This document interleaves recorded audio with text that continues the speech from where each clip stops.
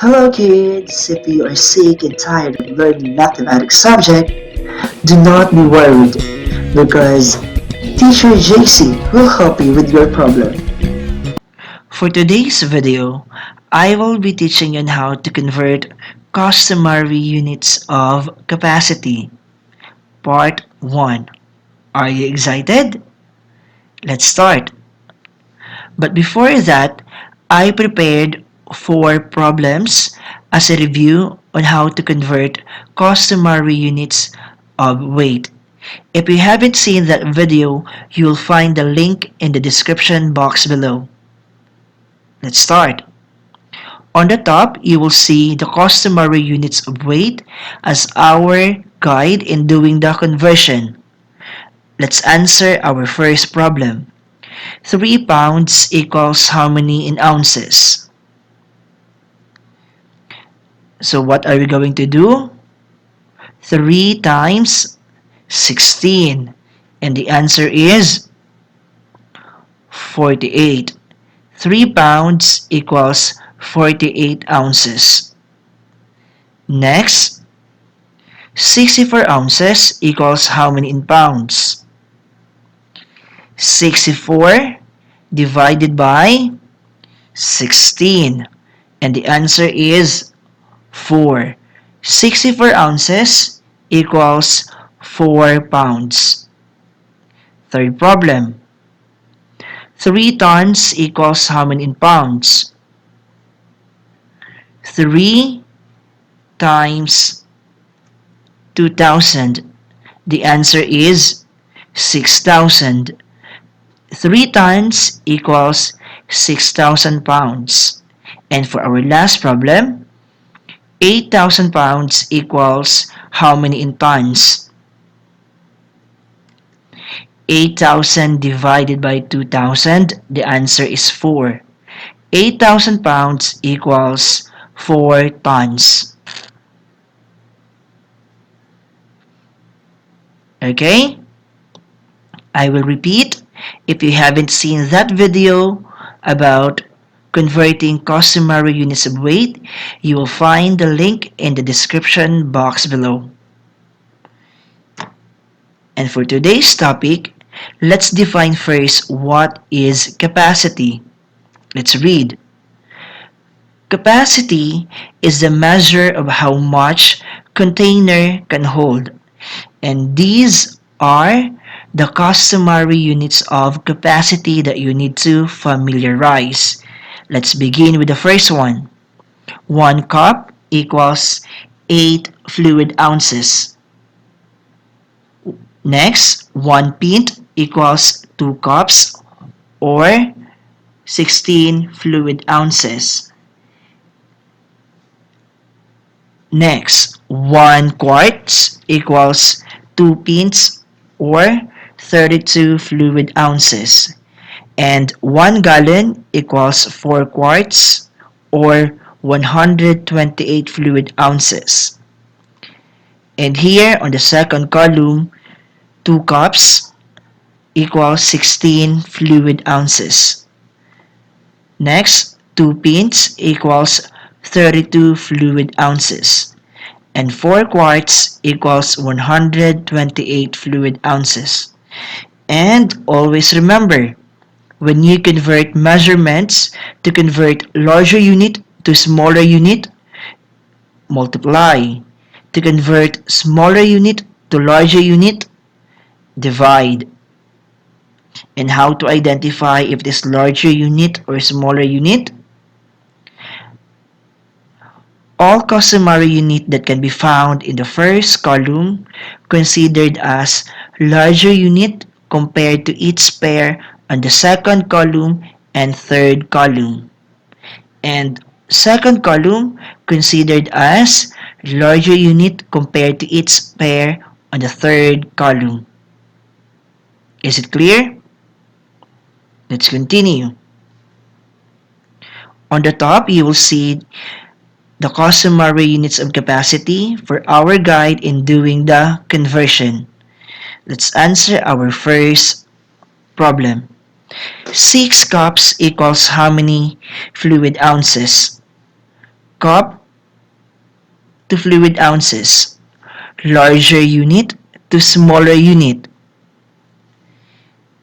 It means 6 times 8. And the answer is 48. 6 cups equals 48 fluid ounces. Next problem. 40 fluid ounces equals how many in cups? Fluid ounces to cup. Smaller unit to larger unit.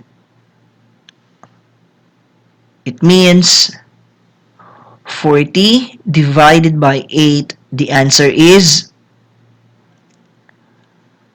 5. 40 fluid ounces equals 5 cups. Next, 3 pints equals how many in cups? Pint to cups, larger unit to smaller unit. It means 3 times 2 equals 6. 3 pints equals 6 cups. Fourth problem. 18 cups equals how many in pints? Cup or cups to pints. It means 18 divided by 2. What's the answer? 9. 18 cups equals 9 pints. Fifth problem. 3 pints equals how many fluid ounces? Pint to fluid ounces. It means 3 times 16. And the answer is 48. 3 pints equals 48 fluid ounces. Next, 96 fluid ounces equals how many in pints? Fluid ounces to pints. Smaller unit to larger unit. It means 96 divided by 16. And the answer is 6. 96 fluid ounces equals 6 pints.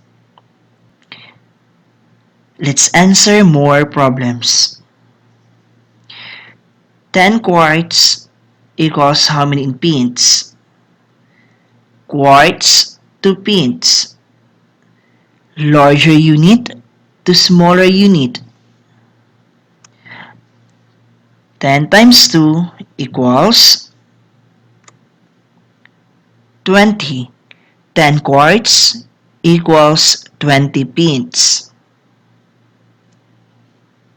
Next, 60 pints equals how many in quarts? Pints to quarts.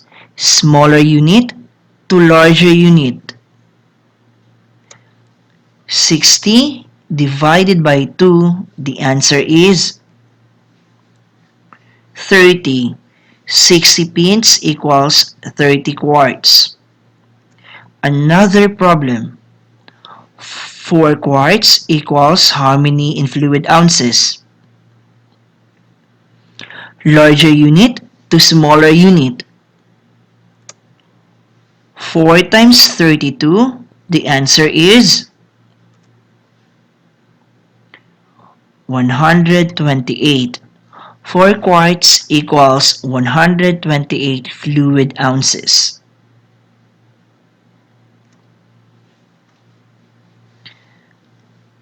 Fourth problem.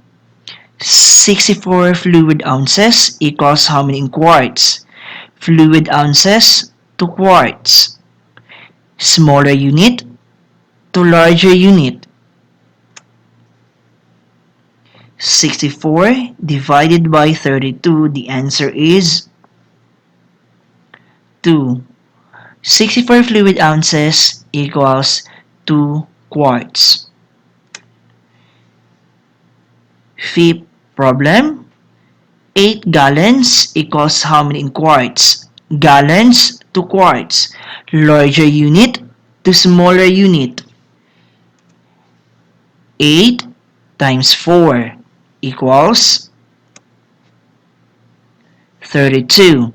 8 gallons equals 32 quarts. And for our last problem, 64 quarts equals how many in gallons?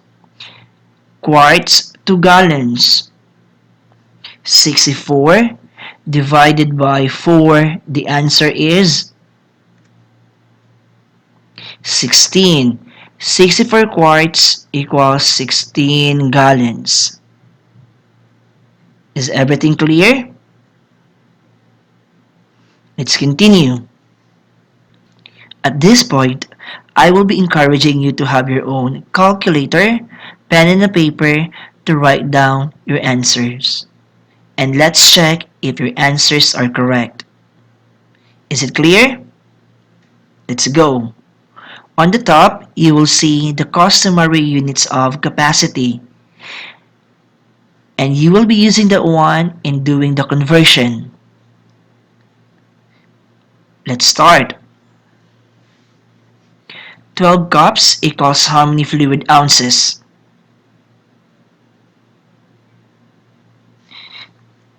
The answer is 96. Next, number 2, 15 pins equals how many in cups?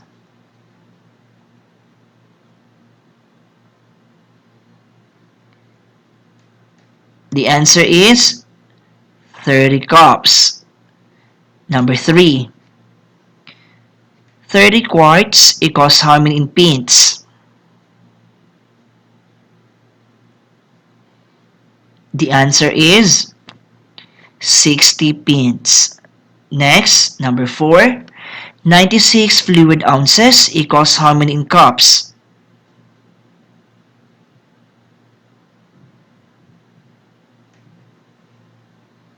The answer is 12 cups. Number 5, 30 cups equals how many in pints? The answer is 15 pints. And for our last number, 60 pints equals how many in quarts?